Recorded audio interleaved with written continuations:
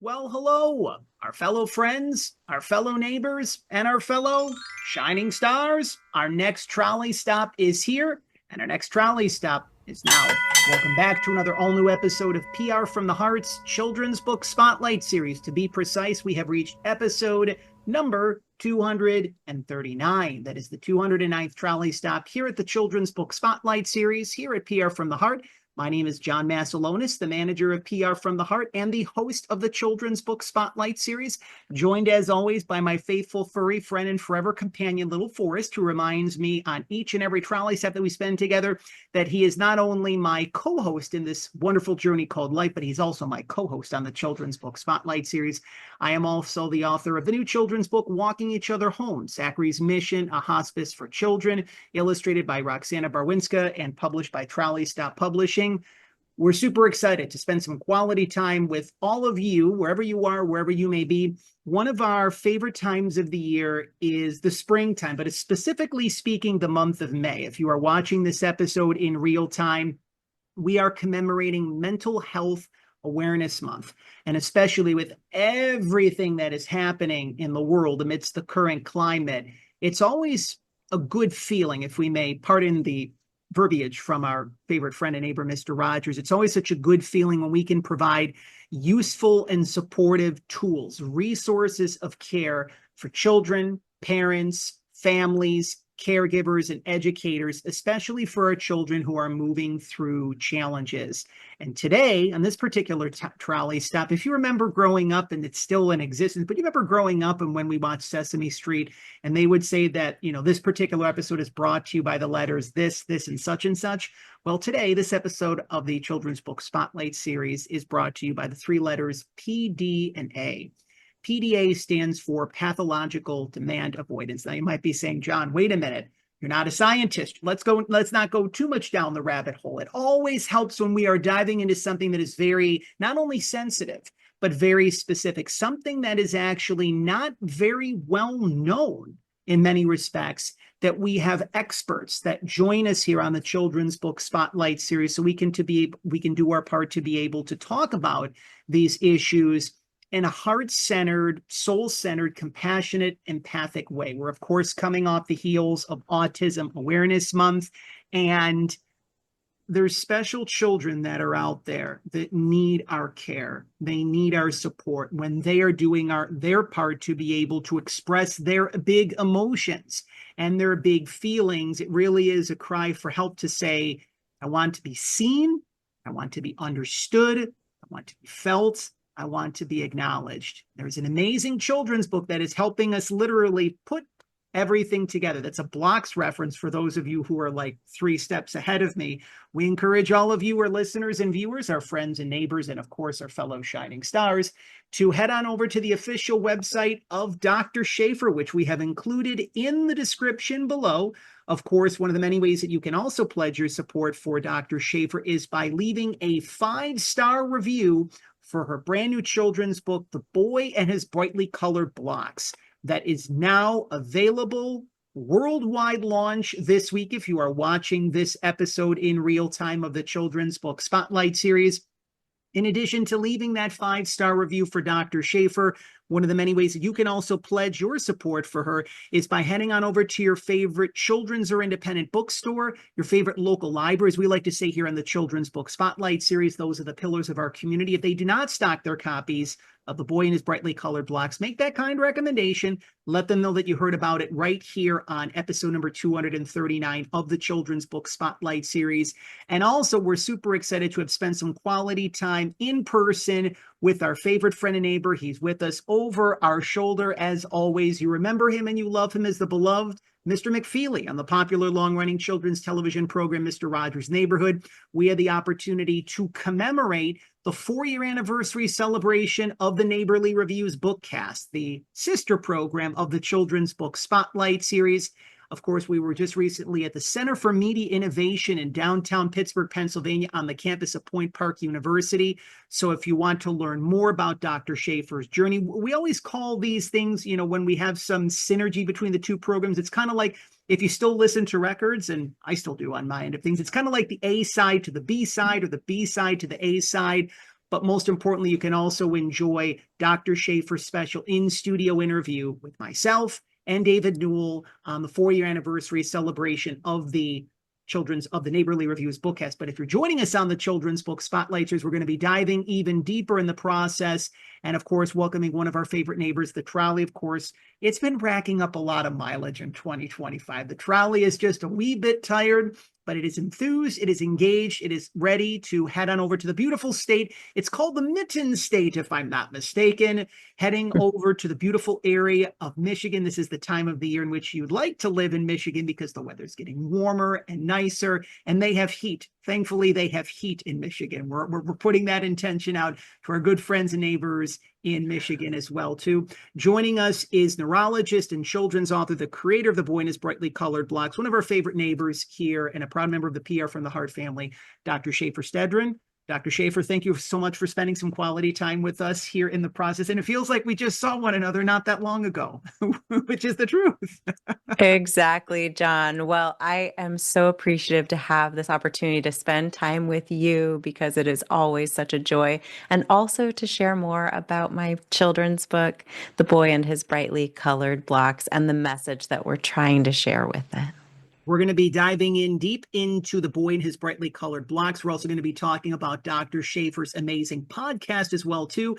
So if you're a podcast buff, if you enjoy the Children's Book Spotlight series, well, get ready. We've got another amazing podcast for you. If you are new to the program, one of the many ways that you can pledge your support for us here at the program, we just recently celebrated 25,000 subscribers to our official YouTube channel. If these messages that we are talking about right now, here on episode number 239 of the Children's Book Spotlight series, providing support for special needs families, especially those families who have little ones with PDA, one of the many ways you can pledge your support is to subscribe to PR from the Heart's official YouTube channel, share this very special trolley stop that you are currently enjoying, that is episode number 239 of the Children's Book Spotlight series, on your favorite social media platforms of your choosing. And of course, you can listen to any of and watch any of our previous trolley stops, which go back, I believe, if I'm not mistaken, now close to 7 years. We'll be celebrating the 7-year anniversary of this program in the fall. Dr. Schaefer, of course, we've had the opportunity to get to know one another over a span of time. For those who are learning about you for the first time, you are also, if you need another part of the introduction, you are also the mother of Amelie Anastasia, who, of course, is one of the country's youngest, most successful philanthropists and children's authors. We've had the opportunity to pledge our support for her here at PR from the Heart through her national book tour, and she did some absolutely amazing things. And now the time has finally come, which is amazing. So we're going to talk about the book, but I think before we even talk about your journey, because what we're all about here at the Children's Book Spotlight series is talking about origin stories, really where it all began for a specific author. But before we talk about that, how are you feeling right now? Because as a neurologist, that's probably one of the number one questions that you ask your patients, your clients, your kids, I mean, those who it's standard that we say, how are you doing? How are you feeling? But I'm going to ask you this, kind of like a role reversal. How are you feeling right now? Because you've put in so much time and energy and creation, yourself and your illustrator, Katerina. How is this feeling for you now that it's all finally here and it's finally happening for you? You know, John, I so appreciate that question, and I appreciate how you used the word that really reflects how I feel, which is energized. I think when we really are honest with ourselves about what we want to do with our time, with our energy, with our lives, we get to that point in our lives where we really start focusing on our gifts and how we want to share them with the world, that's when the magic happens. And when we think about 5 years before, we would think maybe that would be exhausting, a book tour, coaching, the podcast, running a publishing house, all those things. That sounds exhausting. How do you do that? But when you realize that if you lean into your passion, the things you absolutely love, you're not losing energy doing them, you're getting energy back. And that's the experience that I'm having right now, having the boy, and I have the book right next to me, having it here in my hands. It's such an energetic and inspiring moment for me because For many of us, when we write these books, they come from such a place of passion and wanting to share. And it's such a magical moment when it comes from your words, collaborating with your illustrator, collaborating with your publisher and the designer, getting it printed, to then finally having it in the state where you can actually pass it to someone, read it with children, see the looks on their faces, hear their laughter, their questions, their takeaways, and experience it now even from their perspective in new ways than you may have even considered when you were writing it. So I just have so much energy and excitement right now that that's really all I can even think of. That's awesome. And I am really doing my part. It's interesting, kind of growing up. If I told the number of people that said, John, I need you to relax more and I need you to have fun more, it took me just more than a quick second to get what that means. And I still have to remind myself, as I'm about to turn 44 in August, the importance of that. Not even to just relax, not even just to have fun, but to celebrate. Because like we're in this world in which it's almost like it's this automatic fast forward button, on to the next, on to the next, on to the next, on to the next. And especially in the world of PR and publicity, I get that. But if we can do our part, especially in this, and I honestly feel that this is something that really hones into the theme of your book. If we can just be here right now, be here right now. And I think it's Eckhart Tolle, the beloved spiritual teacher, who talks about that, being here right now, especially when we have the emotions and the feelings, and there's our inner child within us that wants to be heard and felt. If we can do that a little bit more, not only can we enjoy life that much more, but we can also learn to regulate our emotional systems, regulate our nervous system in the process. Getting back into the thread of really where it all began for you, I'm fascinated through our time together and learning more about your journey. It's literally taken you all around the world. I mean, literally and figuratively. And the fact that this necessarily, like when we move through our journey, like I can even remember the time in which I was the host of the award-winning Monday Night Mayhem wrestling radio show. And there's people that I meet regularly, just coming off the heels of my national book tour stop in the Buffalo, Western New York area, and they say, let me get this straight. You're a publicist for children's authors. You're a children's author. Where in the world is wrestling with this? And then learning about your journey, how the world of music had such a profound inspiration on you as well, too. So for those who are learning about your journey for the first point in time, could you share with us really where it all began for you, when you knew that service overall was a higher part of your calling, but especially in terms of bettering the lives of children and parents? Because one of the things that I really love about your work is the fact that you work with families, and there is the individual components within the family, but there is the collective unit. And when all of the individual units are plugged in, tapped in, that they're all feeling as good as possible, then the collective unit can be that much more synergized and on the same page. So really, was it a specific moment in time for you? Was it this aha, or was it more or less a series of experiences over a span of time that led you to know that this particular work that you are now currently doing was part of your mission and your calling and your dharma? John, I appreciate how you laid out your experience, because I think it's really easy for us, especially earlier in our lives, to try to figure out, who am I? And as we start to collect new experiences, there can be this feeling of dissonance. Oh, wait, that doesn't fit with who I was. That doesn't fit with wrestling, children's literature, right? For your journey. But now looking back, it all fits so beautifully and it all made such sense. And it really was leading you down your own path.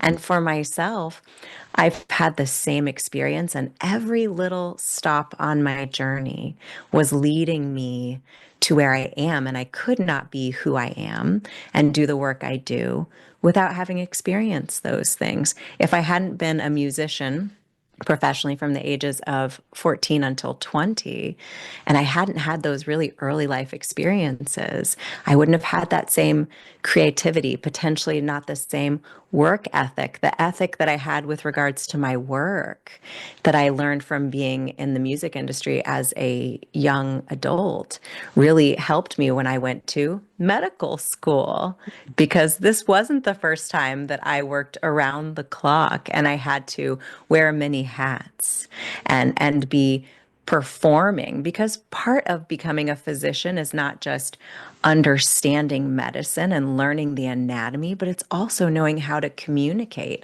So being a musician and performing was also really helpful to make sure that I was a good communicator and teacher to my patients, not just a good student of the art of medicine and the science of medicine. So it all made such beautiful sense.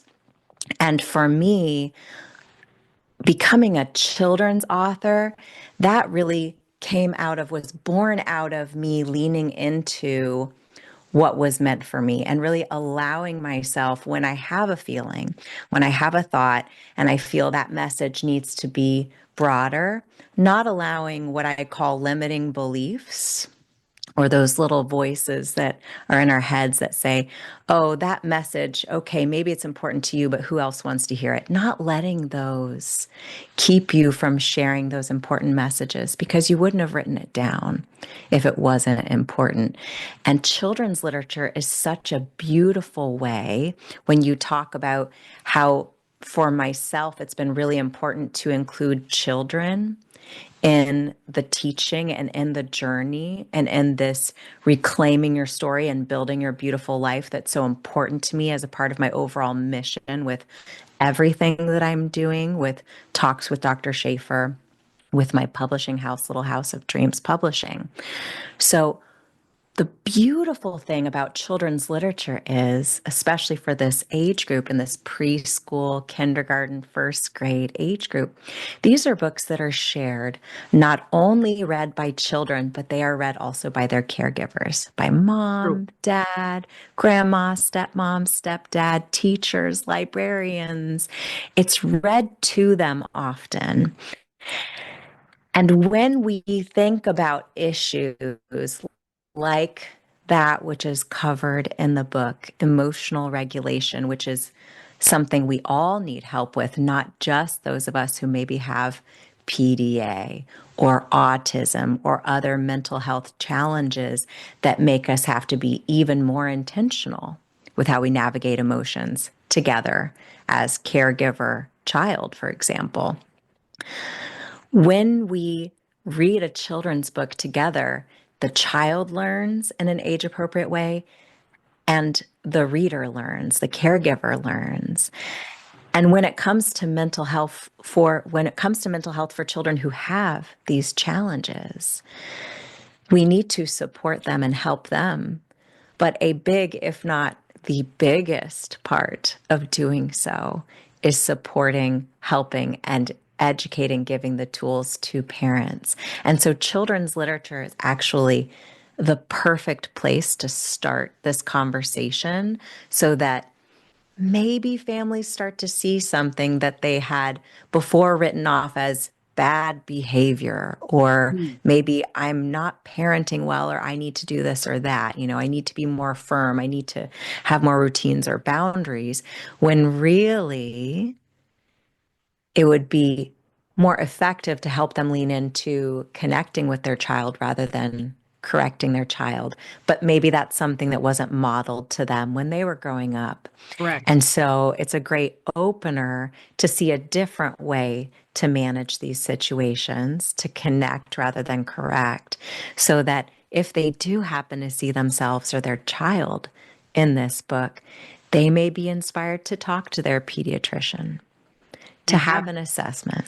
And Yeah. really, one of the things as well that I love about your children's book, it's such a conversation starter.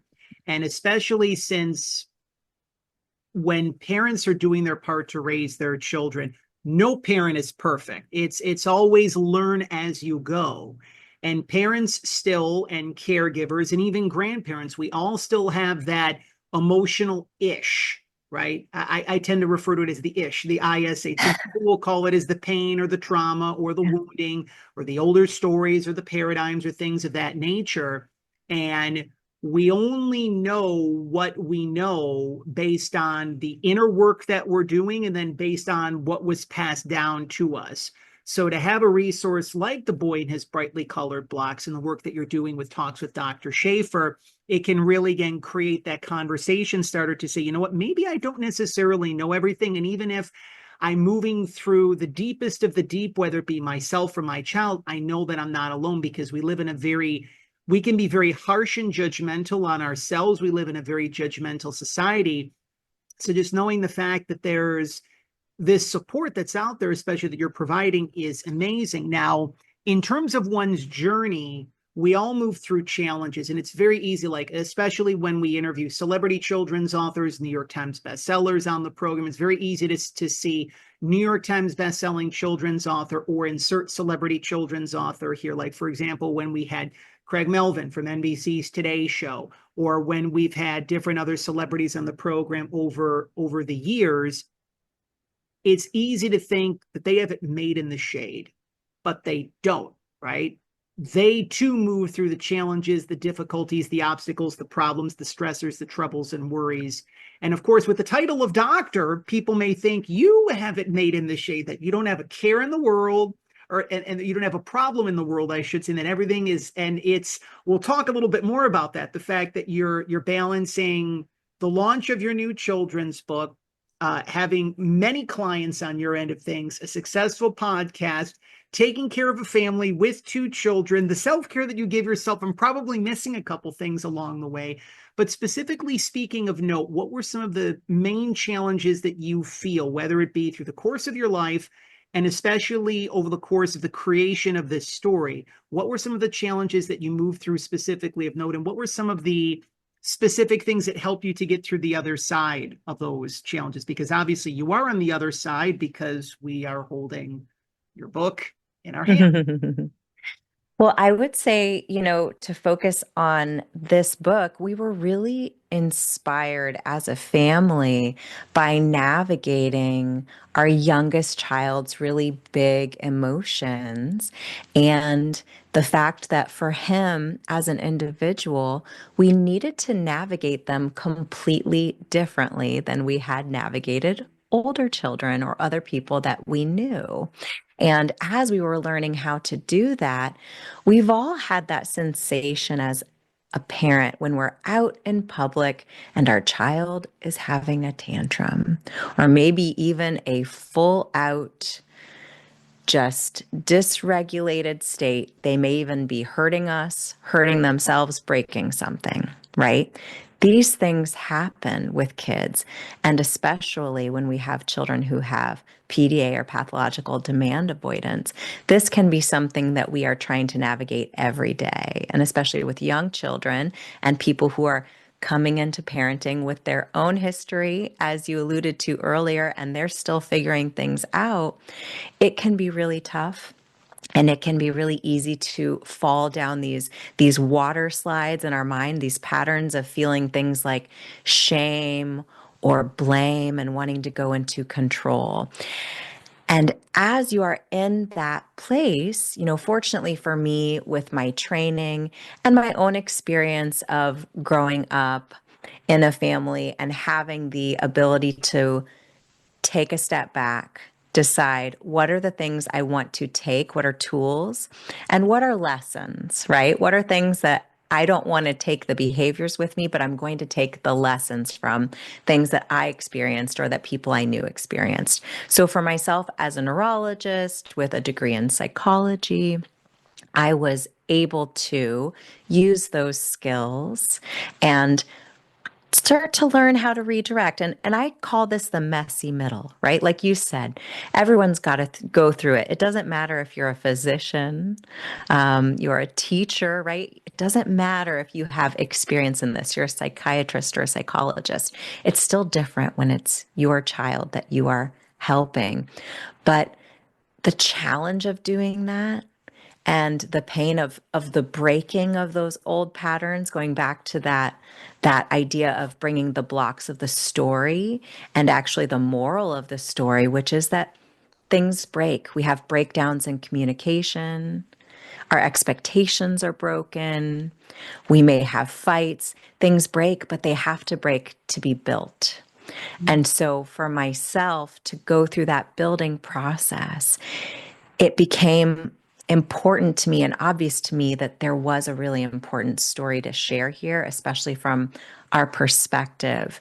And I will say also that I was so inspired by my son's way of navigating as well, because there was the response, there was the big emotion, but the way that he communicated that, even in those moments of big emotions, it was always very clear that it wasn't a bad behavior, it was the communication of a need. And when we have those really big breakdowns, sometimes we want to lean into control. Sometimes the reflex of reaction is, why can't you just do the thing that I need you to do? I need you to brush your teeth. I need you to get into the car so that we can pick up Sissy from school. We just need to do these things. But if we take a step back and really focus on connecting and understanding, there's a need here that my child needs to have met, or the person that is in my care right now needs to have met. Can I focus on that so that I can help them feel safe and empowered so that we can start to learn how to borrow my emotional regulation? But I have to learn that myself before I can gift that to my child. So it is a learning process. And for me, it's always really important when we have these lessons and we have a story to share, that when we feel ready, that we share that, because there's so much beauty in sharing our stories and growth and connection that comes out of that. Well, that's so beautifully put, especially when it comes to the thread of sharing our stories. And I really love, and we'll talk a little bit more about your son, Nicholas, because he's not only your inspiration, but he's the inspiration for the book that we are proudly spotlighting here on episode number 239 of the Children's Book Spotlight Series. We hope that you were enjoying our conversation. She is Dr. Schaefer. I am John Masiulionis. That is little Forrest. He's enjoying a nice little collagen treat on the ground.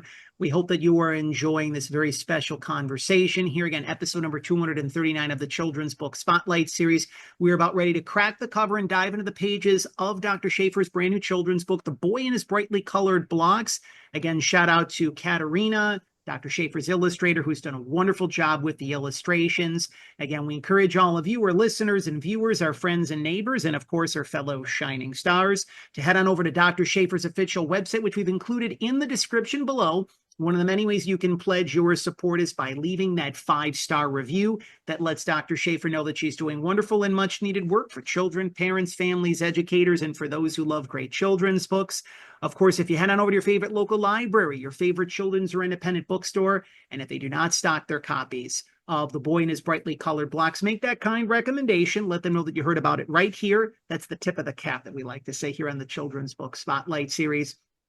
That, of course, will help Dr. Schaefer to be able to get this beautiful story into the hands and hearts of more children, parents, families, educators across the country and around the world, and for all educators, teachers, principals, librarians.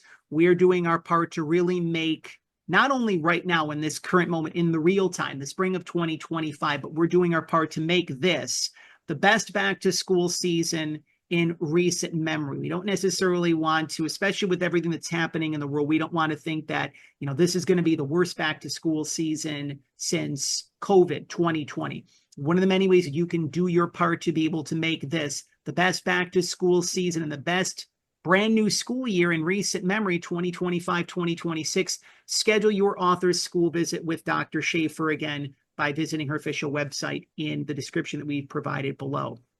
Take us inside the pages, if you could, of The Boy in His Brightly Colored Blocks. I really love the fact that Nicholas is the inspiration, your son is the inspiration for the boy in the story. And again, just the colors are captivating. It takes something that's very, whenever a mom, a dad, a grandmother, a grandfather, a caregiver, whoever's watching a child, it can really be challenging when there is some people will call it an oopsie. Some people will call it an upset. Some people will just call it a tantrum. There's different words and labels that you can describe for when a child is really expressing their emotions and feelings. Could you share with us specifically a little bit more about the story? And you, because you could have easily just went a different route with the story, but you really wanted to have this be almost like a life story. Like you represent the mom in the story, Nicholas represents the boy in the story. And I really love again how you're letting families know, especially if they have children with PDA, and if you can kind of unpack PDA in a kid friendly way, so that I think as the expression goes, to a fifth grader can understand that. And what are specifically some of the key things that you really hope that kids will take away and that parents will take away, even if they necessarily don't have a child with PDA or even know anyone that has PDA for that matter? Yeah. So I think to start off to answer this, and I think you were leading into that towards the end of the question is what is PDA, right? And why is this book written the way it is to explain PDA, even though in nowhere in the book do we say PDA, other than the very back of the book, it says PDA, hashtag PDA awareness, excuse me, hashtag PDA awareness and hashtag let them play, which are tied to the overall themes of the book, which is connecting rather than correcting, allowing empowerment of your children. And so the reason that I left out the diagnosis and there's no official guidelines for parents in here is because I really wanted this to be, as we said earlier, a conversation starter for families and institutions, schools who have children who do have this pathological demand avoidance, which is not actually a diagnosis, it's a behavioral profile. And it describes a person who has a pathological or a really extreme resistance, pushback to external or outside expectations. Now, this can manifest as something relatively small, such as refusing to eat dinner or to sit at the table, right? That's a demand that happens several times a day. And you may have a child who literally stands on their chair because they would rather die than sit like everyone else is sitting because they know that's what they're expected to do and they're not going to do it. Mm. Other children can have this manifest as something bigger and more noticeable, like breaking something or throwing a tantrum, or even, as we were saying earlier, having physical outbursts, yelling, doing other bigger, more dramatic, or even sometimes scary ways of trying to regain their control. Because when kids have PDA and an external demand is placed on them, it can feel like a threat to them. Yes. It can literally make them feel that they are in a fight or flight. And if you have heard this, it's very popular now. We talk about it much, much more in casual conversation about feeling triggered or feeling in a sense of fight or flight. Something really upset you. And when we originally think about fight or flight, I often would talk to patients and their families about if our nervous system is getting triggered into fight or flight, it's kind of like caveman brain activation, the part of our brains that were wired this way so that if we saw a tiger, we ran away, right? That's why we're wired that way, because we didn't have a second to think, is it a nice kitty or a bad kitty? We didn't have that time. We had to run immediately. Now, we're wired that way. And as children, depending upon our environment, our genetics, all of those things, we can form ways of responding to stress in our life, almost like it's a tiger. It can feel like it's a tiger, even though it's not actually a threat to our survival. Some of that is modeled to us also by our parents, things that they took along with them from their childhood. And so it's really important as parents to try to learn to, and to refer to something you brought up earlier, to be really present in this moment rather than getting lost in history, because there's this phrase, if you're hysterical, It's historical. And there is a lot of truth to that. If we as parents are feeling really upset and we're feeling our nervous system getting triggered and reactive, there's probably some history there about parenting we experienced, about themes that we experienced that we're starting to bring into the moment, rather than really just connecting with our child and figuring out, okay, you don't seem to like it when we get dressed in the morning. What is it behind that? What's the need that's not being met? Is that you want to choose the color? Or is it that I just happen to have bought all this brand because I wore it when I was a kid, but you can't stand cotton? You want to wear viscose because on your skin you have a textural sensitivity that I don't have. So I don't even see the problem. So instead of getting stuck in our history and getting upset that our child is not being a word that we use in medicine a lot, unfortunately, they're not being compliant.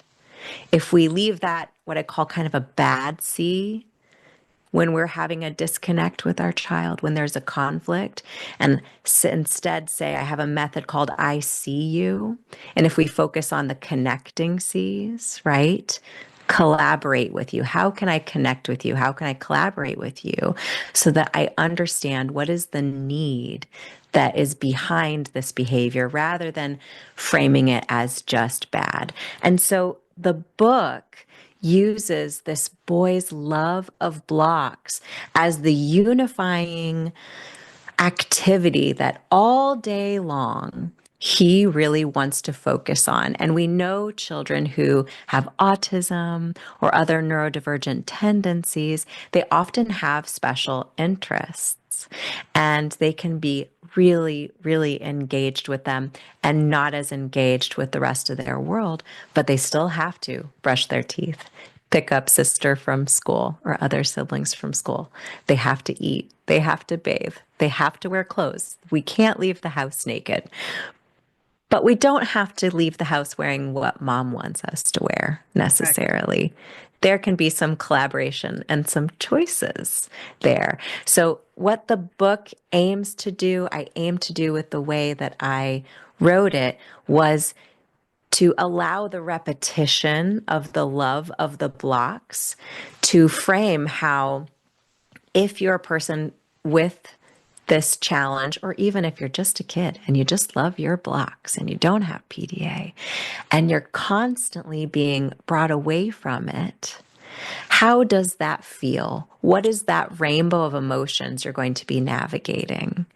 And how can we, through multiple examples of different activities, use different tools to connect and to move through that rather than kind of get stuck and bogged down in emotion and in dysregulation? Because when we say, no, no, no, don't feel that emotion, that's called stuffing the emotion, right? But we don't move through it. And our children who are just learning how to navigate their emotions, they didn't come knowing how to do this. They're learning from us. That doesn't teach them, that doesn't model for them that emotional regulation either. So through the book and through mom's response to her son, I hope that readers and children are seeing, hey, it's okay that he's mad about that. That's okay. Mom's not upset. She's going to work with him through it. It's okay that we had this breakdown. It's okay that he doesn't want to do these things. And it's also okay that mom helps him do them, that he does need to do them, but he can have some autonomy and be empowered to make choices along the way. And in the end of the book, the biggest thing that could ever happen happens, which is his masterpiece is broken. So this is a really high emotional moment, and it could have gone really badly. But it's really important to me for families who are navigating PDA, autism, neurodivergent behaviors, and the challenges that go along with them to understand that even if 4 out of 9 times earlier in the day when you had that little conflict, you had that challenge, maybe it felt like it didn't go as well as you wanted it to. You felt like you missed that one, but you kept trying. You kept showing up in every engagement with your child, doing your best to help them navigate that moment. That at the end of the day, it is making a difference. And I really want parents to take that virtual hug from the book to say and encourage them, keep going. You're doing a great job because your children are learning from you. Maybe it won't seem like that every single time, but at the end of the day, you're doing really important work to help your child navigate these big emotions and just helping them become the amazing person that they are. The non-judgment that you have in sharing all of that is amazing. And again, as this is a circle back to what I mentioned previously, how it's very easy to just place the label whenever our child is moving through something, whether it be the bad behavior or looking at things from the bird's eye 360-degree view and label it as autism, depression, bipolar disorder, and things of that nature. And the story is really a love letter, not even just to your son, but a love letter to be able to engage in healthy, meaningful conversation, even when the emotions and when the feelings surface and arise. And I know, again, David and I had the opportunity to be able to break things down even further than what we have in our time here today. But just some of the main things that I really love about the story as well, too, is the connectivity that the mom and the boy, her son, they really show. You can genuinely feel the connection and the love that they share with one another in the process. And she's just allowing him to be who he is. She's not trying to transform him into someone that she wants him to be, even in that moment or overall as well, too. And the fact that with each emotion, that it's literally like being in each present moment. It's very easy when you're a parent to be in the future or pop outside of your body or wonder why this is happening. And again, it's just a very gentle flowing story that really teaches us so much, even more than what you've already communicated and expressed here in the process. We're beginning to wind down. We have a few closing moments with our featured guest here on episode number 239 of the Children's Book Spotlight Series, Dr. Shafer Stedron. Of course, she is the author of the new children's book, The Boy and His Brightly Colored Blocks. It is now available. You can, of course, head on over to Dr. Shafer's official website, which we've included in the description below. You can also, of course, be sure to leave that 5-star review that lets Dr. Shafer know that she's doing wonderful and much needed work for children, parents, families, educators, and for those who love great children's books. Head on over to your favorite local library, your favorite children's or independent bookstore. If they do not stock their copies of The Boy and His Brightly Colored Blocks, make that kind recommendation. Let them know that you heard about it right here on the Children's Book Spotlight Series. And of course, if you're an educator, teacher, principal, librarian, school superintendent, you can, of course, do your part to connect with Dr. Schaefer further. Share this message. It is not necessarily just if your students are navigating through emotional challenges. Yes, that may be the crux of it, but there's so much more that you can take away. It's really an engaging, connective story that can bring everyone together in a time in which we want to be pushed fully away from one another. And so again, you can connect with Dr. Schaefer to schedule your author school visit for the 2025-2026 school year or beyond if you are watching this in the future. In our closing moments that we have here, could you provide us just with a few brief, specific, I always use the term here on the program, we always love to provide useful tips and tools and strategies, supportive information that parents and caregivers, grandparents, whoever is watching over a little one. But I really feel that you keep things very simple. So it's interesting, like we could easily go down even more of the scientific thing. And that's conversations that you're going to be having throughout your national book tour, by the way, which is currently ongoing. Stay tuned to PR from the Heart for more moving forth from here in the process. But a few just simple things, especially, now, as your book talks about transitioning from one thing to the next. We're heading into the summertime, and I'm sure that there's a lot of parents out there that are like, you know what? I can't wait for the final school bell to ring. We can get some relaxation, some calm. What are just a few specific things in terms of words of support that you can necessarily give to parents and even to educators right now who are moving through a lot of emotion themselves, let alone their own children and or their students in the process? Well, John, thank you so much for this opportunity to share more about the book and about our story. I've really appreciated that. You know, for me, I love to focus on connecting rather than correcting. It's I love that really, expression, by the way. So does it's David Newell. it's really, oh, and that was goodness talking with him and you. Oh, that was just an absolutely impactful moment of my life. I will never forget it. And I hope everyone will go and listen to the episode just because I found both of your insights to be so profound and so touching. I so appreciate that. And that's, again, the beautiful thing of sharing your stories. If you have a story, share it. Because when you hear how it touches people, it pays you back a millionfold any effort you put into sharing it. So share your stories. And it made me think of when you were speaking earlier about who would John have been if someone had told him, no, John, don't do that. Don't do wrestling.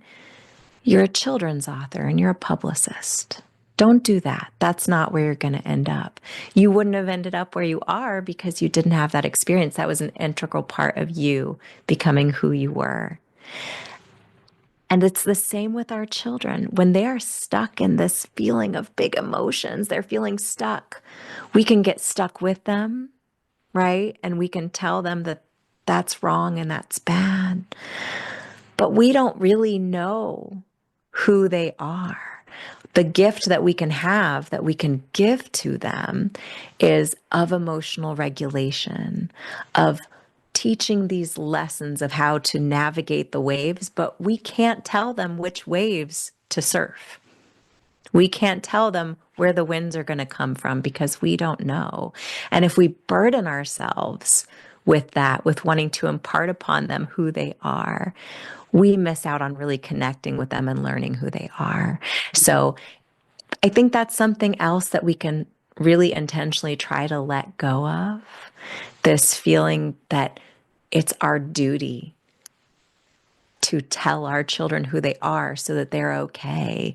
And instead, give them these tools of emotional regulation, of learning who they are, of learning how to live in alignment with who they are so they don't abandon themselves like many of us have done on our journeys, and that they just live an authentic, happy, healthy life. And if we focus on that, I think we can really learn to connect with one another, and we will have much less stress on our parenting journey, and we will much earlier start to learn who our children are. And then we just have so much joy. And when we have these big behaviors, it's much easier to think, well, I know. Not, oh, I know him. He always does this. But, I know it's really important to him to feel in control of this kind of thing.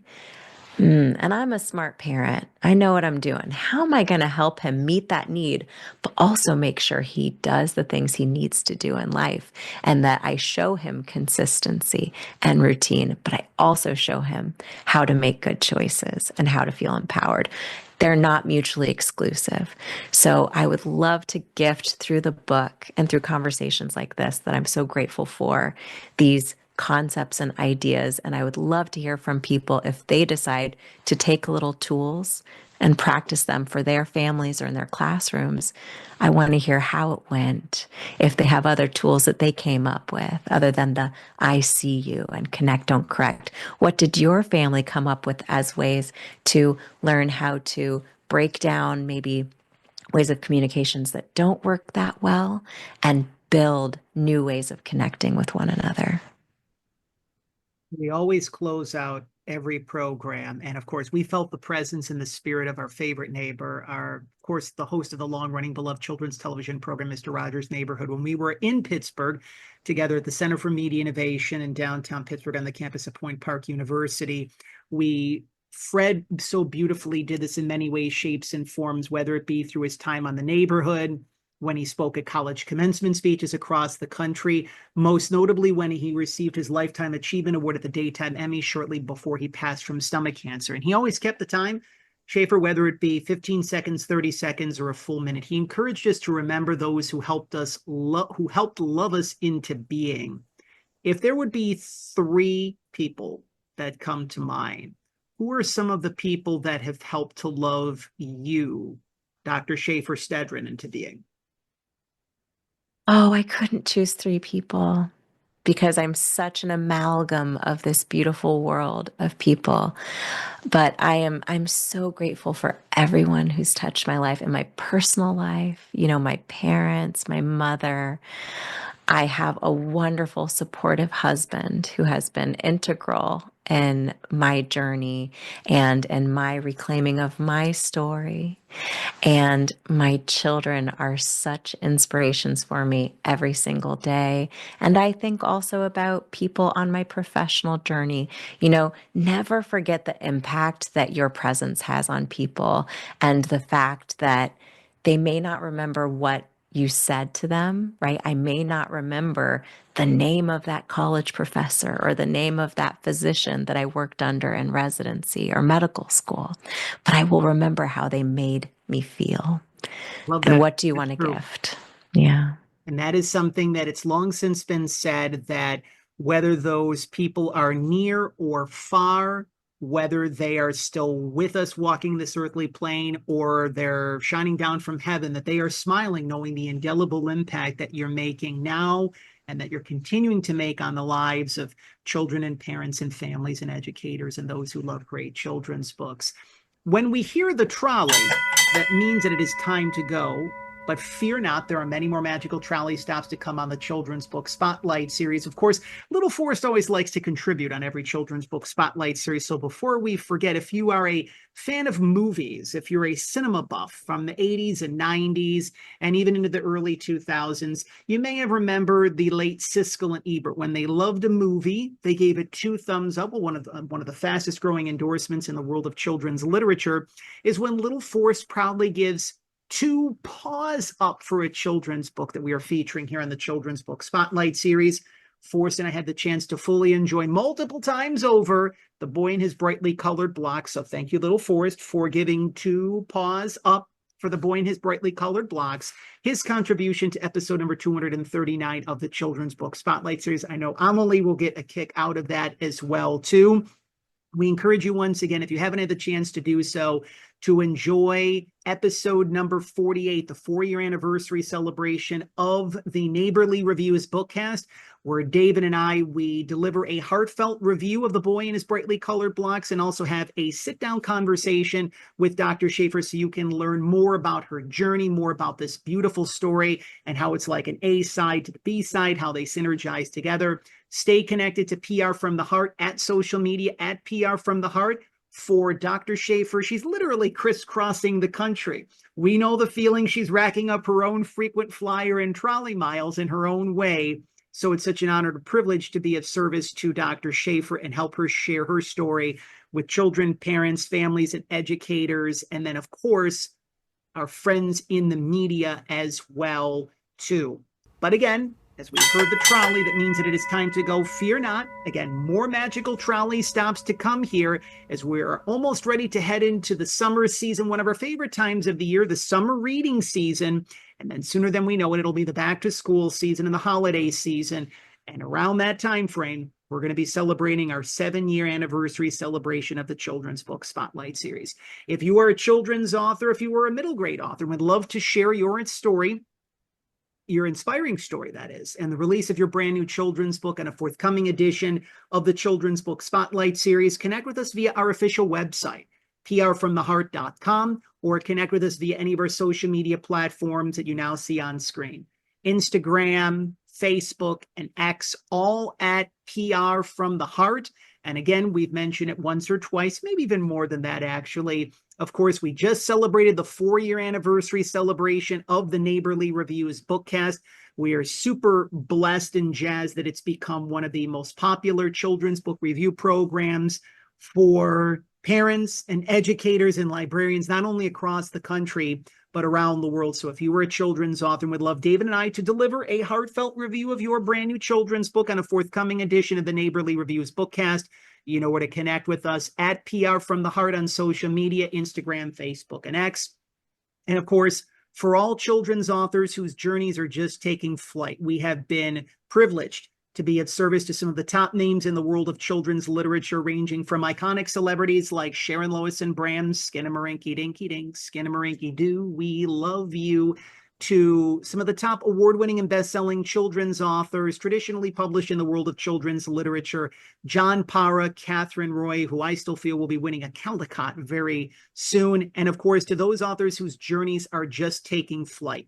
If you are looking for dedicated PR publicity support in the form of a book media tour or a national book media tour, let us see how we can be of service to you. Head on over to our official website, prfromtheheart.com, schedule your courtesy connection call, and again, let us see how we can work together to make your dreams become a reality, because your story needs to be shared. Again, one final time, head on over to Dr. Schaefer's official website. We've included in the description below. You can, of course, head on over to her official website as well. Again, in the description below, leave that 5-star review for the boy and his brightly colored blocks that lets Dr. Schaefer know that she's doing wonderful and much needed work for children, parents, families, educators, and those who love great children's books. If you head on over to your favorite local library, your favorite children's or independent bookstore, and they do not stock their copies of The Boy and His Brightly Colored Blocks, make that kind recommendation.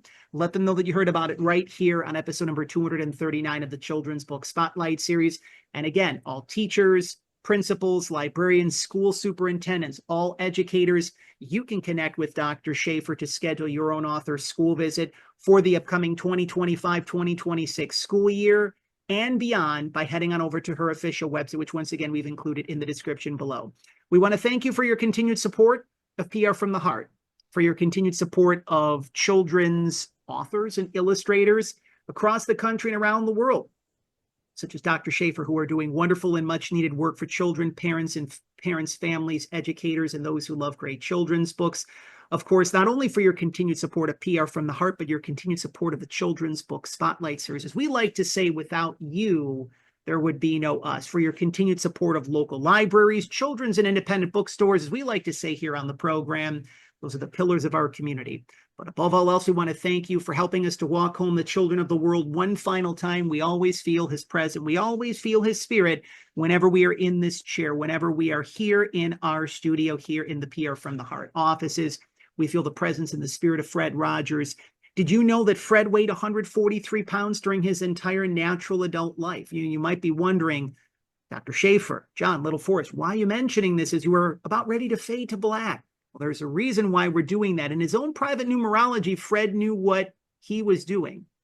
He was helping us it was almost like a blanket of love for our emotions and our feelings. There's 1 letter in I, 4 letters in love, 3 letters in you. He knew what he was doing in his own private numerology because he reminded us of our inherent worth and our inherent value, that our emotions, that our feelings, that our expressions are all welcomed. They're all valid. So it's a little tip of the cap to Mr. Rogers. We share our favorite 3 numbers, 243. There's 2 letters in we, 4 letters in love, 3 letters in you. That is our reminder to you that you are loved, that you are whole, that you are healthy, that you are complete, that you are loved, you are special, that we like you, that we love you just the way that you are, that we see you for who you are, your inherent worth, your wonderful skills, gifts, and your talents, that you're whole, you're healthy, you're complete, that we like you, that we love you just the way that you are. For Little Forrest, for Dr. Shafer Stedron, for myself, John Masiulionis, thank you for spending some time with us here in our neighborhood for episode number 239 of the Children's Book Spotlight series. Thank you for helping us to walk home the children of the world, our fellow friends, our fellow neighbors, and our fellow shining stars. Goodbye for now.